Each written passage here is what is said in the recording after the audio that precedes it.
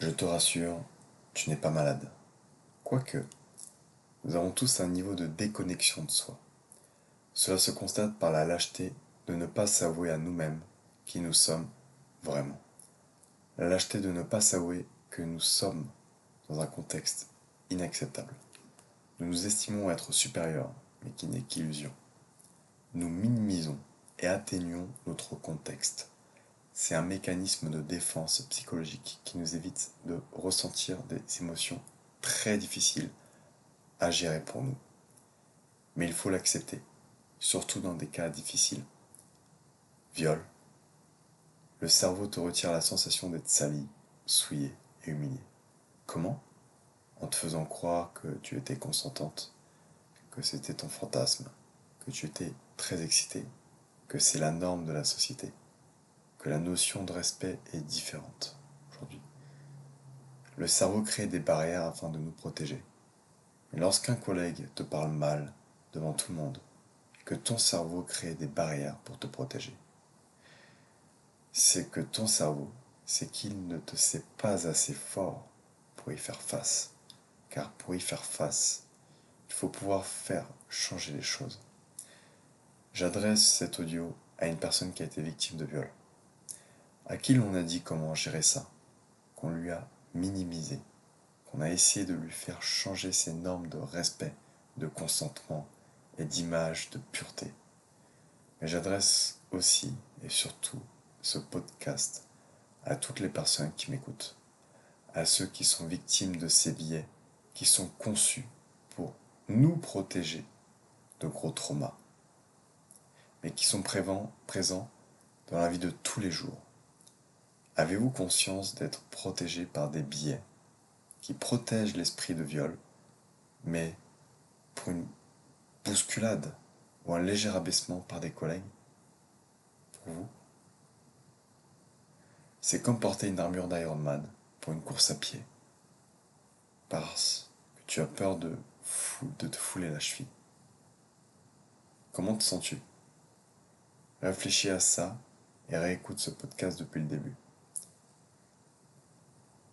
Tu veux la solution maintenant?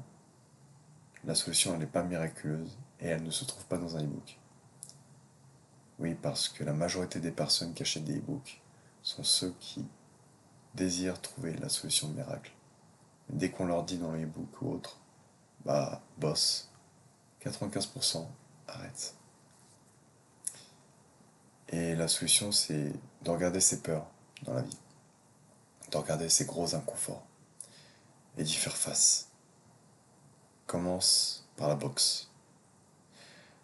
Mais cet audio il est aussi personnel, parce que les personnes qui ne sont pas intervenues face à une victime, à cette victime, avaient ces biais-là.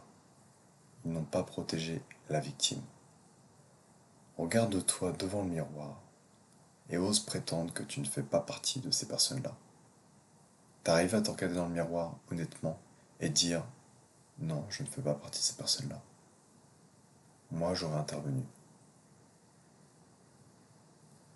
Sache que si tu fais partie des personnes qui n'auraient pas agi, bah, tu souffres de ton inaction et de ta lâcheté.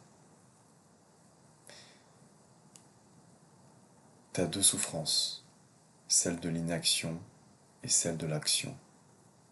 L'inaction par culpabilité, baisse d'estime de soi. L'autre par l'action, tu souffriras. Tu souffriras de tes séances de sport, de te confronter à tes peurs, de te confronter aux autres. Et si jamais tu cherches à éviter la souffrance de l'inaction, bah, vas-y, va voir un psy pendant 5 ans et essaie d'être en accord avec toi-même, d'être une merde humaine. La deuxième, bah, tu vas plutôt accueillir la souffrance. Tu vas réaliser des actes difficiles afin d'être plus fort. Tu vas accepter cette souffrance parce qu'elle est remplie d'enseignements. Tu te sentiras vivant. Quelle solution prends-tu? Si tu prends la une, tu resteras malade. Sur ce, bah, je te souhaite malgré tout d'être une meilleure personne. Tu le mérites. quand tu seras une meilleure personne, tu pourras participer à contribuer à un monde meilleur.